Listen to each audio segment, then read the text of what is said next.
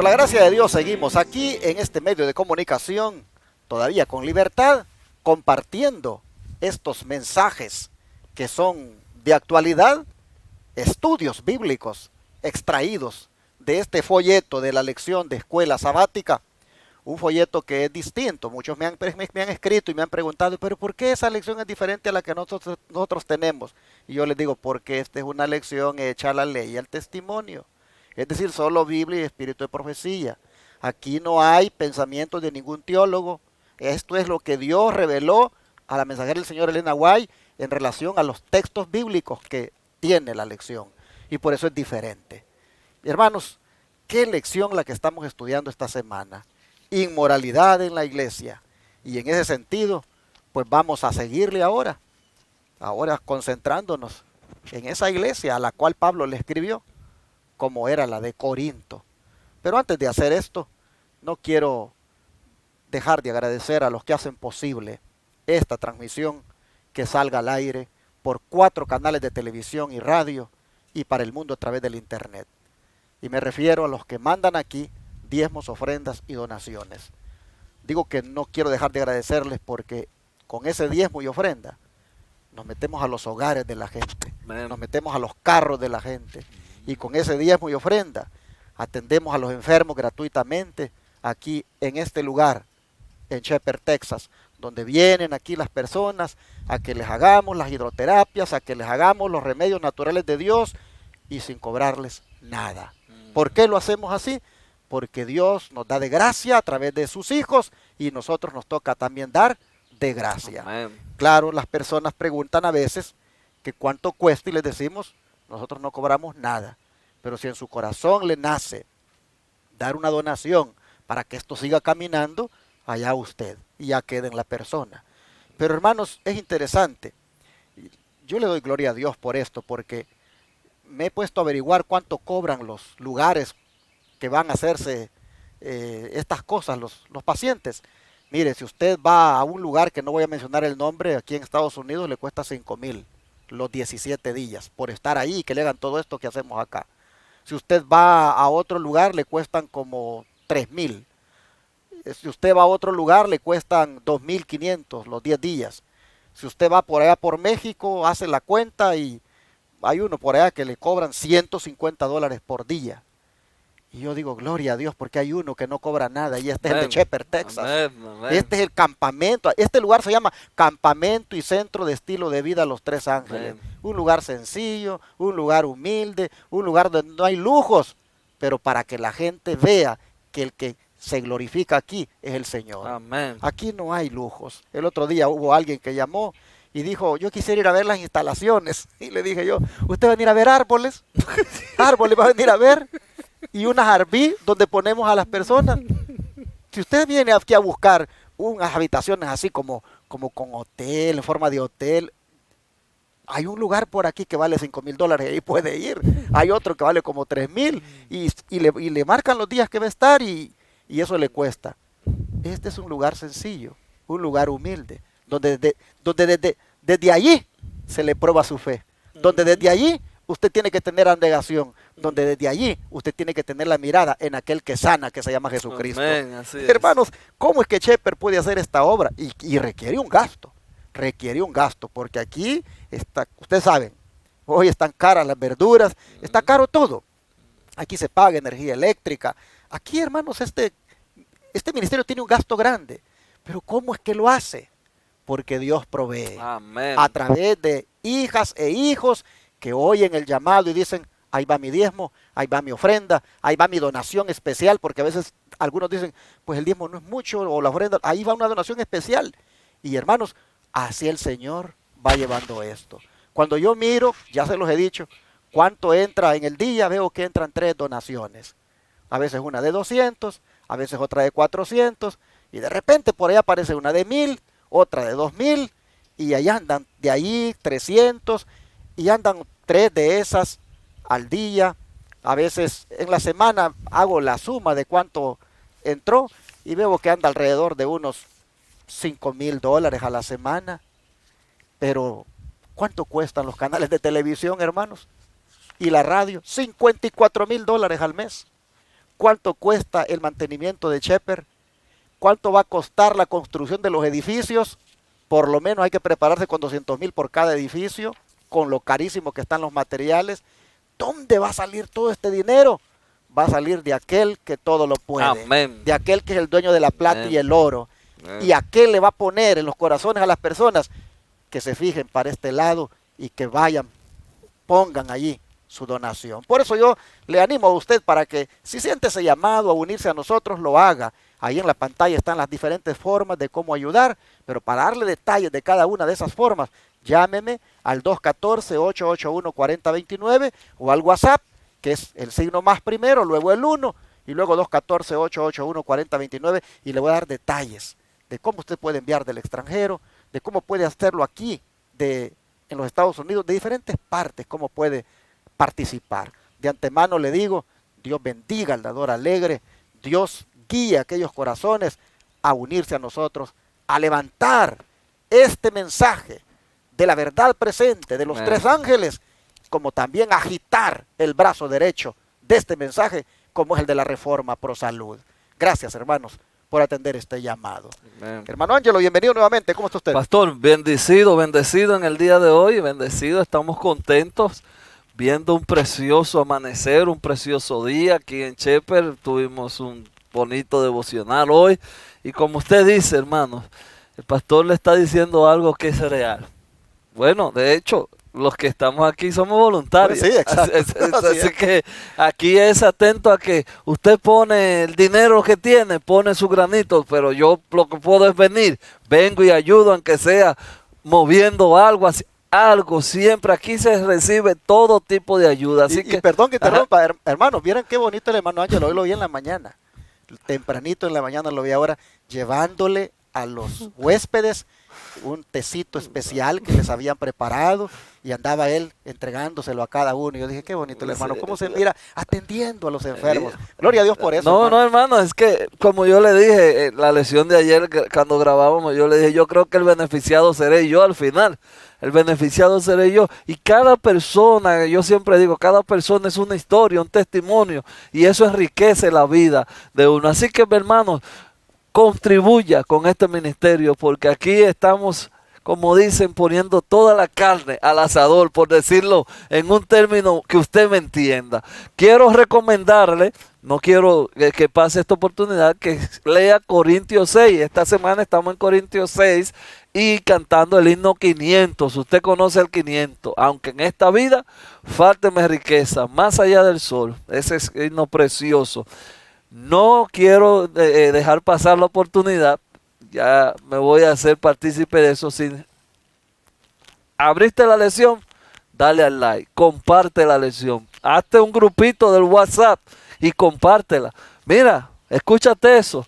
Y aunque, como dicen, aunque hay algunos que van a aceptar, otros no, pero no dejes de mandarlo. Yo la mando y yo veo que hay algunos que ni la ven, pero yo se la sigo mandando. Un día la verán, un día la verán. Así que no te desanimes y comparte la lección. Pastor, hoy como usted dijo, vamos a hablar de la iglesia donde se origina todo lo que hemos venido comentando. Así que vamos a tener una oración y vamos a pedirle a Dios que nos ayude en este nuevo día. Oramos. Señor, qué bueno eres tú. Amén. Que nos da estas lecciones.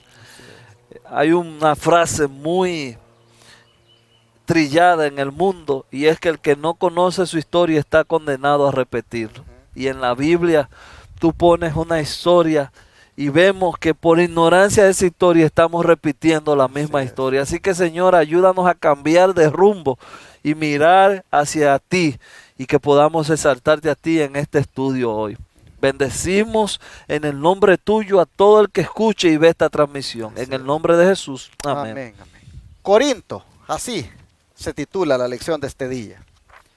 Para que nosotros podamos entender todo lo que hablamos ayer y por qué muchas personas se habían hecho cristianas, pero se engañaban al seguir con las prácticas que enumeramos. Para que nosotros podamos comprender, como dije, es necesario saber de dónde venían estos hermanos, de dónde ellos habían salido y ahora como cristianos pues pretendían seguir con esas cosas. Ellos venían, lógico, de una ciudad portuaria llamada Corinto. ¿Y qué fama tenía esa ciudad en cuanto a la moralidad según el don profético, hermano Ángelo? Mire, pastor, aquí dice el don profético. En el mismo comienzo de sus labores, en este centro, en el centro de tránsito, Pablo vio por doquier serios obstáculos al progreso de su obra. La ciudad estaba casi completamente entregada a la idolatría. Venus era la deidad favorita y con el culto de Venus se asociaban muchos ritos y ceremonias demoralizadores. Los corintios habían llegado a destacarse aún entre los paganos por su grosera inmoralidad.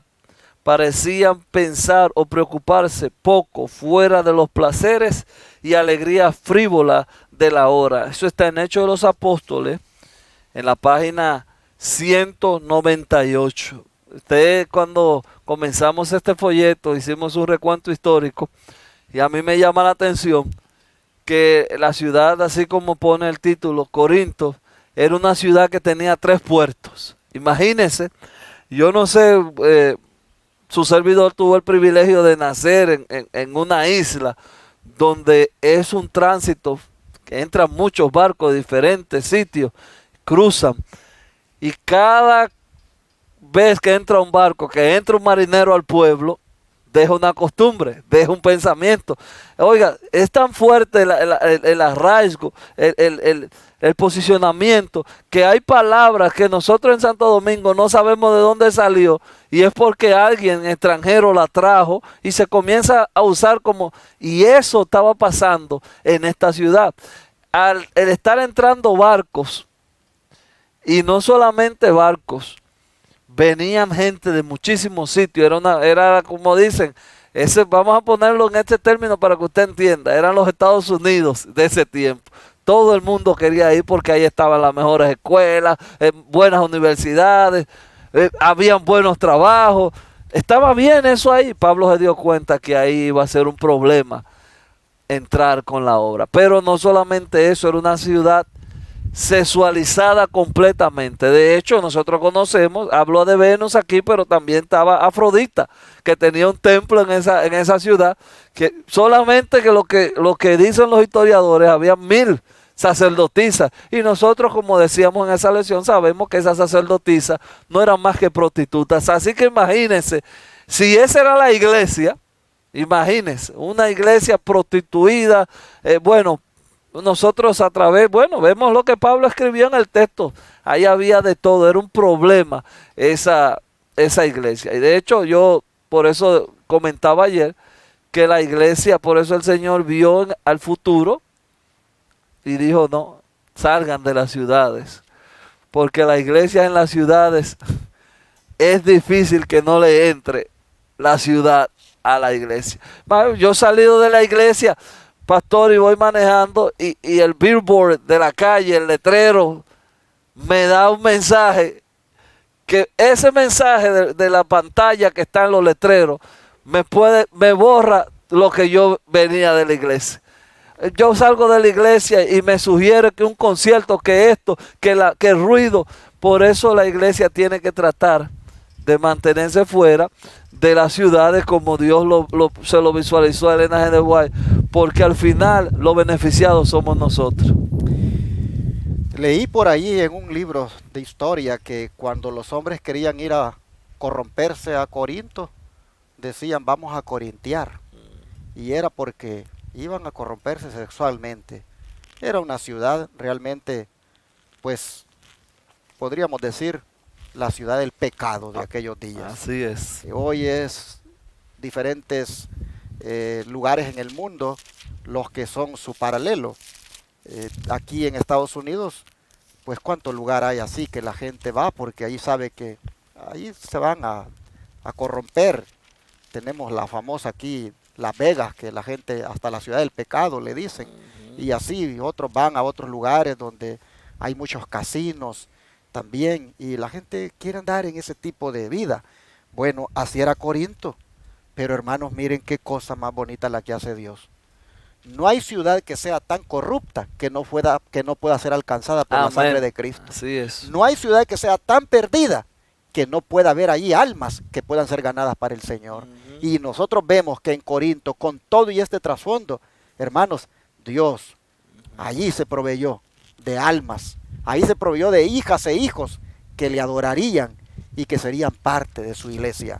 Claro, no le fue fácil a Pablo levantar esa obra allí, porque como dice acá, habían obstáculos por doquiera. El progreso de la obra no era tan fácil, porque con una ciudad así, pues tenía que batallar bastante.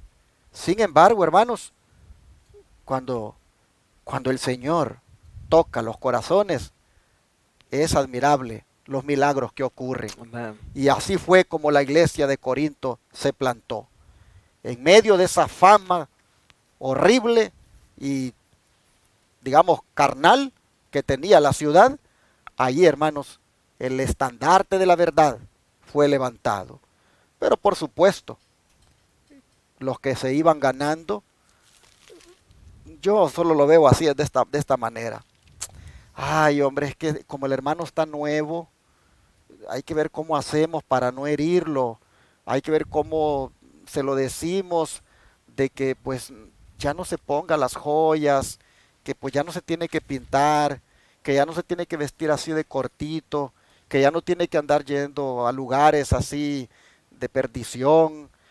¿Cómo hacemos? Y a veces, hermanos, pues no se lo decimos, ¿verdad? Y el creyente llega, entra a la iglesia, lo bautizamos, y el creyente pues se queda con esas prácticas y nadie le dice. Entonces, aquí encontramos en Corinto que los hermanos pues entraron, fueron ganados para Cristo, pero ahora le tocaba a Pablo empezar esas piedras a quitarle todas las aristas, todas las partes que estaban feas, para que quedaran lisas, de tal manera que pudieran ser colocadas en el edificio de Dios. Y Pablo, a través de esta carta, les está diciendo, esto y esto no se debe hacer más, no cometan el error de hacerlo, porque no van a ir al reino de los cielos así. ¿Hasta qué punto la iglesia de Corinto, hermano, se había visto afectada por el entorno pagano? Mire, vamos a leer aquí en 1 Corintios 5 del 1 al 2. Dice, porque sabemos que si nuestra morada terrestre, estoy leyendo segunda, es primera de Corintios 5, aquí está, 5, del 1 al 2. De cierto se oye que hay entre vosotros fornicación, y tal fornicación, cual ni aún se nombra entre los gentiles, tantos que algunos tienen la mujer de su padre. Wow. Y vosotros estáis envanecidos. ¿No debería más bien haberos lamentado para que fuese quitado de en medio de vosotros el que cometió tal acción? Pastor, eso ya aquí la cosa se pone, como digo, un poco seria. Y fíjese, hermano, lo que dijo el pastor ahorita es una realidad. Las ciudades tienen que tener presencia de iglesia. Tienen que tener presencia de iglesia. Eso no podemos discutir eso. No podemos nosotros hacernos ermitaños, salir y que se pierdan, no. Pero hermanos, si nosotros hubiésemos aceptado el plan original de Dios, hubiese sido mucho más fácil ahora mismo la obra para nosotros. La mayoría de los problemas que tiene la iglesia es porque nosotros no hemos conformado al plan de nosotros. Óigame, cuando usted llega a una iglesia y usted ve, como dice aquí, que los miembros estaban no fornicándonos hasta con las mujeres de sus padres. ¿Dónde aprendieron esos hermanos eso? En su entorno. En su entorno. Entonces, ¿ellos qué hicieron? Bueno, vamos a ir a la iglesia, pero seguimos practicando lo que a nosotros nos gusta. Y si los pastores de ese tiempo también le decían, bueno, pues, miren, para que no se me ofendan, quédense ahí. Pero aparece Pablo y Pablo dice, no, espérense. Eso no es así. Eso no es así. tenemos que, ese comportamiento es inaceptable. Entonces, eso quiere decir, hermano, que la iglesia de ese tiempo tenía serios problemas, y siempre, por la gloria de Dios, aparece un hombre que le dice a la iglesia, no, hay que cambiar esa conducta, Pero hermanos, nosotros viendo esa historia, no podemos negar que Corintios tiene mucho que enseñarnos a nosotros, porque usted dirá, bueno, ¿y eso que pasó? Aquí está claro, Corintios para nosotros es de vital importancia, tiene demasiado que enseñarnos a nosotros como iglesia de Dios. Bueno, hermanos, volvemos a lo mismo, es que no podemos ser, como dijéramos, tan complacientes con el pecado. Yo creo de que si en las iglesias los sermones fueran así como Pablo habla, no estuvieran llenas las iglesias, pero los que estuvieran de verdad viviendo vidas en santidad. Amén.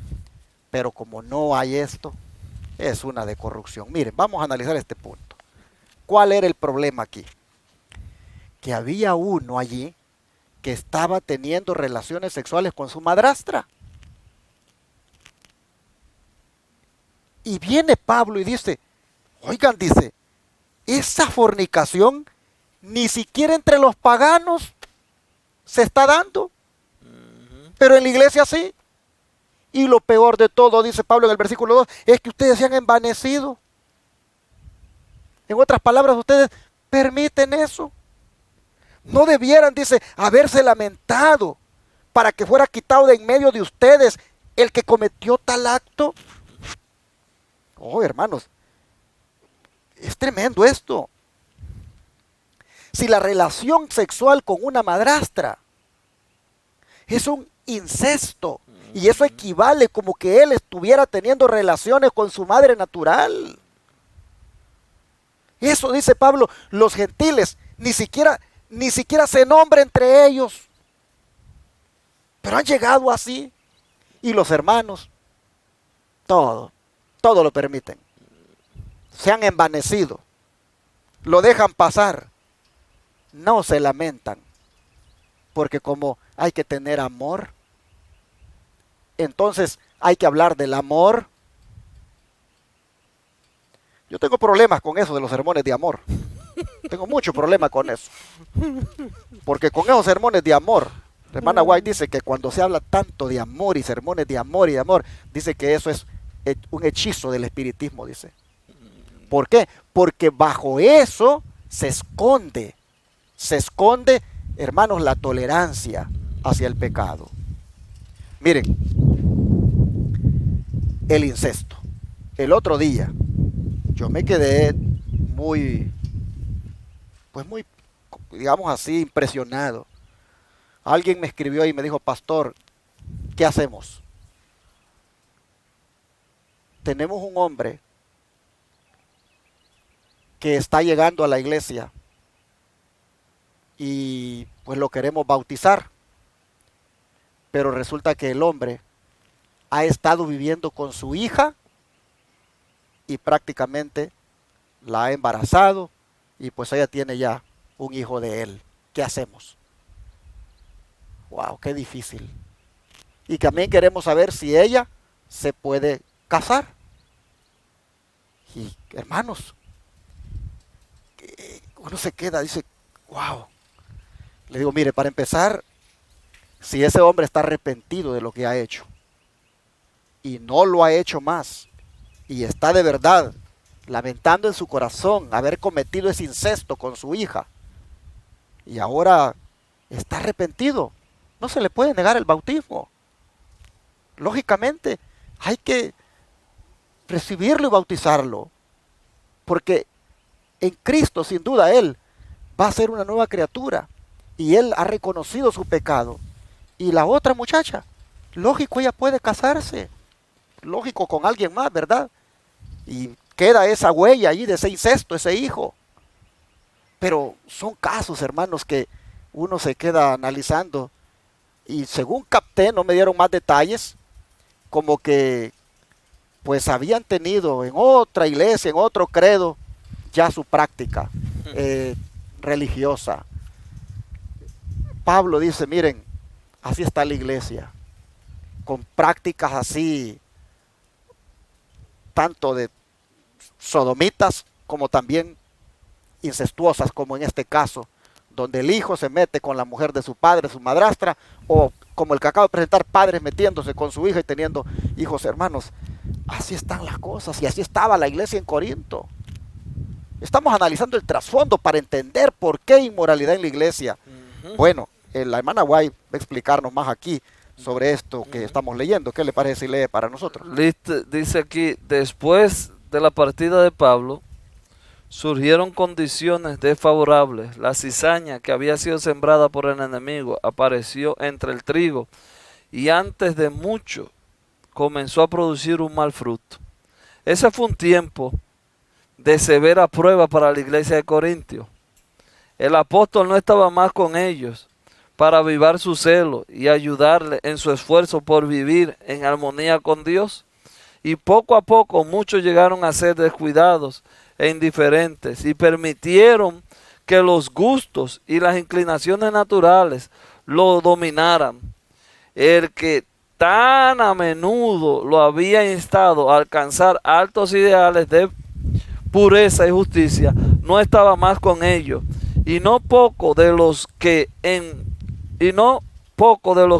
al convertirse habían abandonado sus malos hábitos, volvieron a los desagradantes pecados del paganismo. Eso está, seguimos leyendo en Hechos de los Apóstoles, pero en la página 241 y 242. Ahí está la razón por la que yo digo, las iglesias tienen que quedar en las ciudades y van a trabajar en las ciudades, pero sepa el hermano que cuando la iglesia está metida en las urbes, los pecados van a venir, porque en las urbes está todo. Van a venir esos problemas.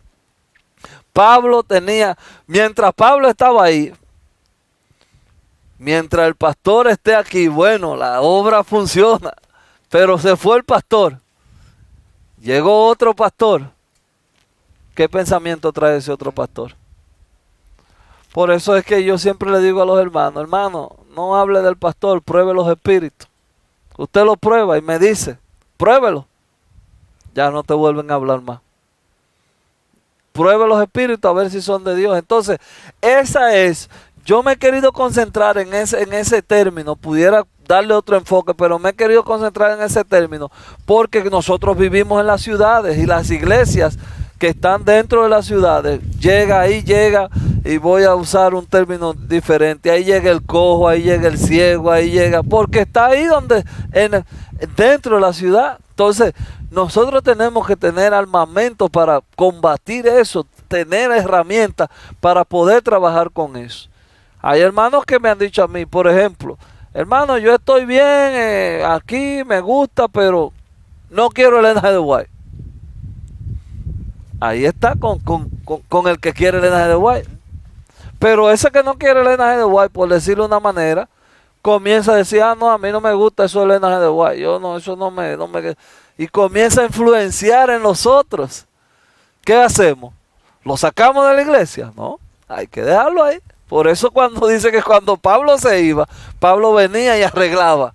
Y cuando se iba, el problema. Entonces, hermano, cada uno de nosotros, donde yo quiero llevar el pensamiento, es que cada uno de nosotros debe de tratar de que en la iglesia que esté, ser un ente de solución, no unirse a los grupos más bajos por no seguir multiplicando palabras. Sí, bueno, voy a estar en la iglesia, pero yo voy a hacer de lo que va a apoyar la cosa bien hecha. Y voy a trabajar en eso, con elegancia como Pablo lo hace.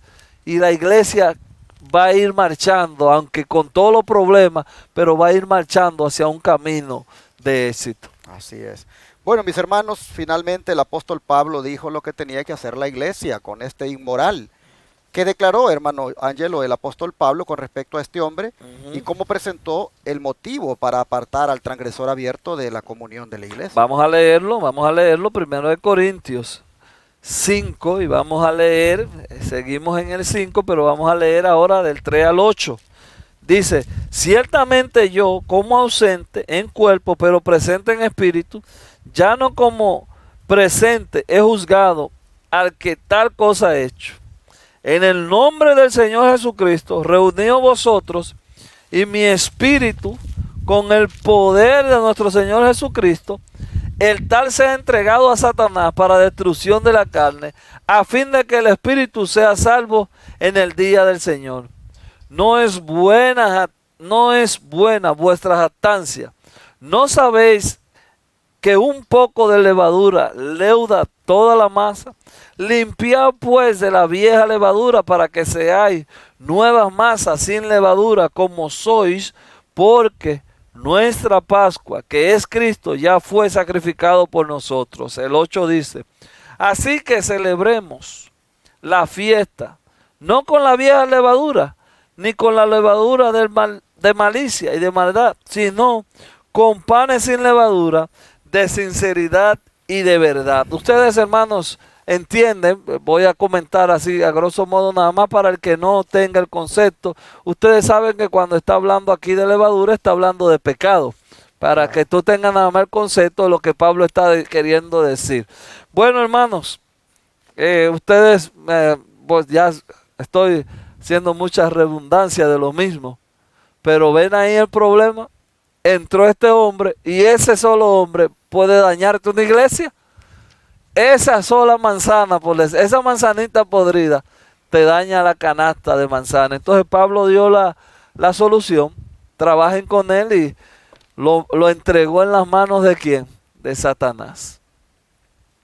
Así que, pastor, aquí tenemos ahora nosotros que resolver ese problema. ¿Qué fue lo que Pablo hizo con este hombre?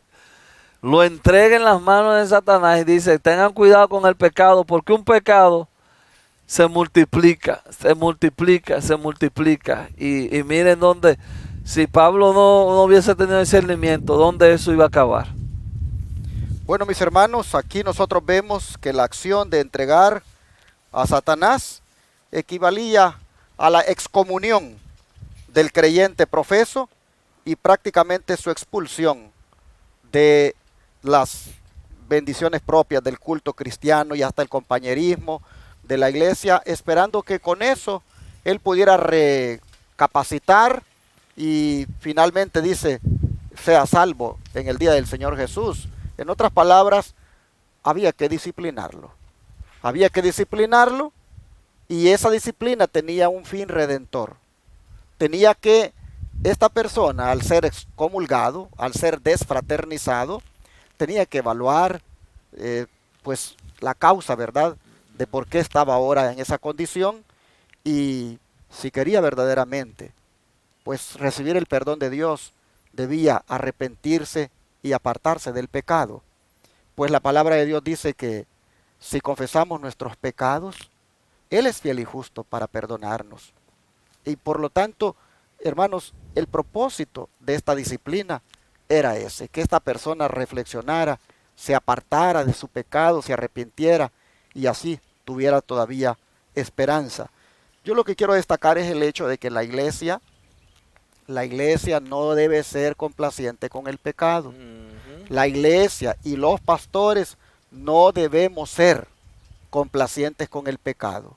Si hay algo que se tiene que tratar, si hay algo que debemos pronunciarnos por ello, debemos hacerlo.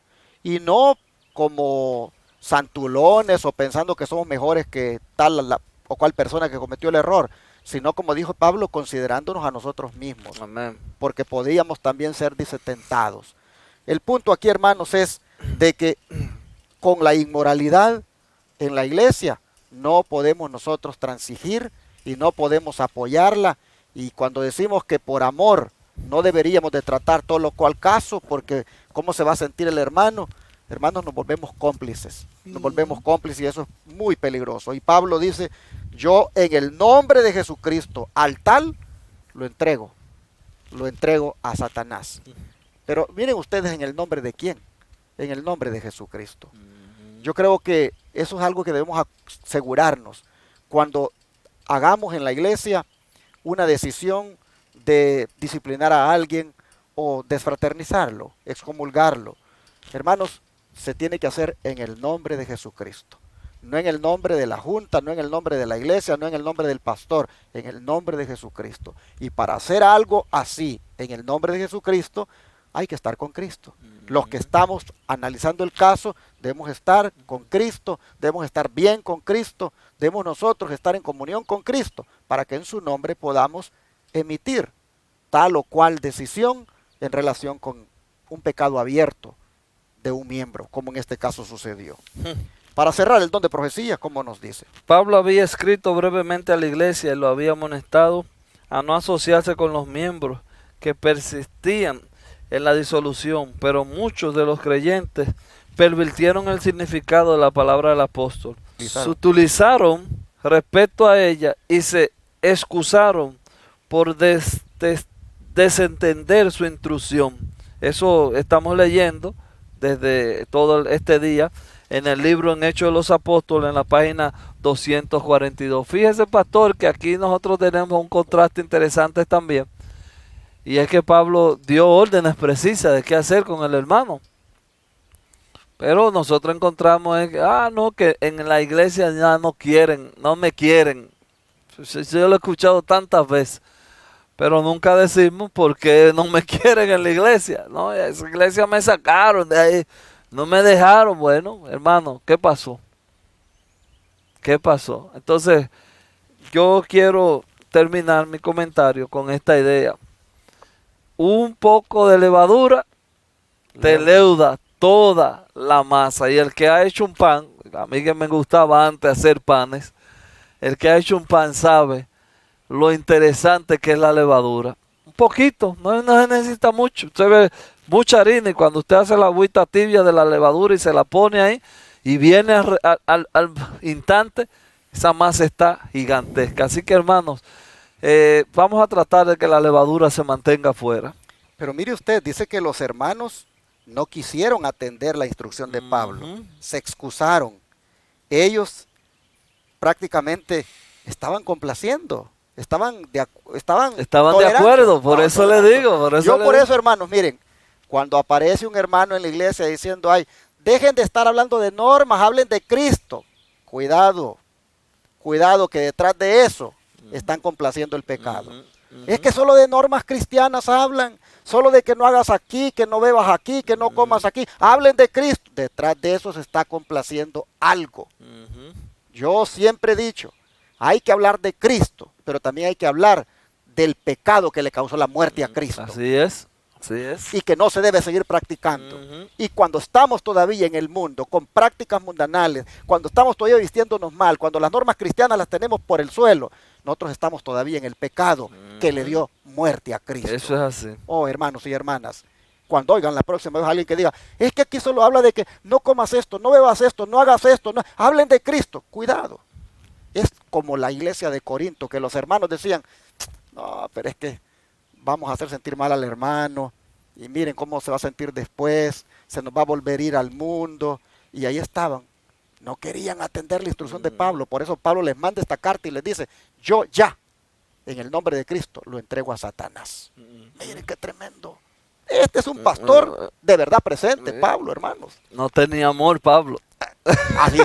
No tenía amor, pues por amor lo hizo, por amor, porque si ustedes ven al final, ahí está, dice, esperando, dice, a ver, ¿dónde estábamos? 5:3 al 8, esperando, dice, esperando que el tal, dice, al fin el espíritu le sea salvo en el día del Señor, que el tal sea entregado a Satanás para destrucción de la carne, a fin de que el espíritu sea salvo en el día del Señor Jesús.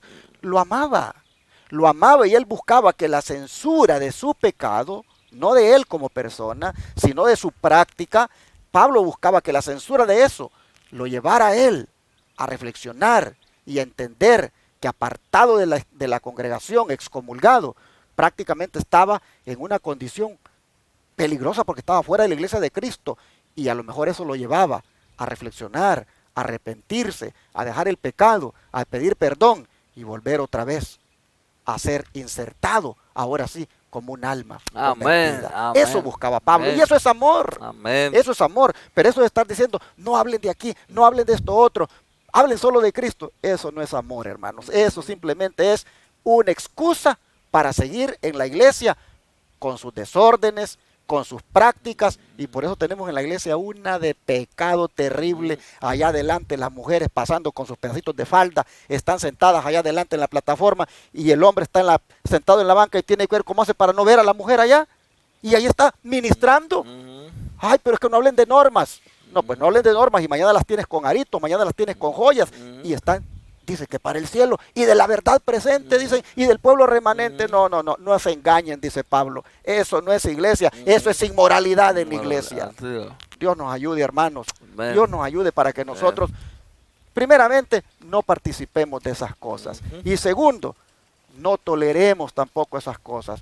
Y tercero, nosotros, hermanos, vivamos de una vida, tengamos una vida tan consagrada que sepamos hacer la diferencia entre lo que es amar al pecador y amarle su pecado. Una cosa es amar al pecador y otra cosa es amarle su pecado. Y para no caer en eso de amarle su pecado, mejor hay que llamarle al pecado con el nombre que le corresponde. Así es. Y predicar inclusive de esas cosas que dice Pablo, no van a ir al cielo, no van a heredar el reino de Dios. No se engañen. Miren hasta dónde habían llegado. Y hoy, hermano Ángelo, es posible que uno diga, no, pero hasta ahora no hemos oído de alguien que se metió con la hija en la iglesia. No hemos oído de alguien que pues, bueno, hermanos, hay casos. Tal vez no han salido a la luz, pero los hay. O si no, tenemos otros casos de índole sexual aberrantes que se dan y pues se toleran. Se toleran. Yo a veces me pongo a pensar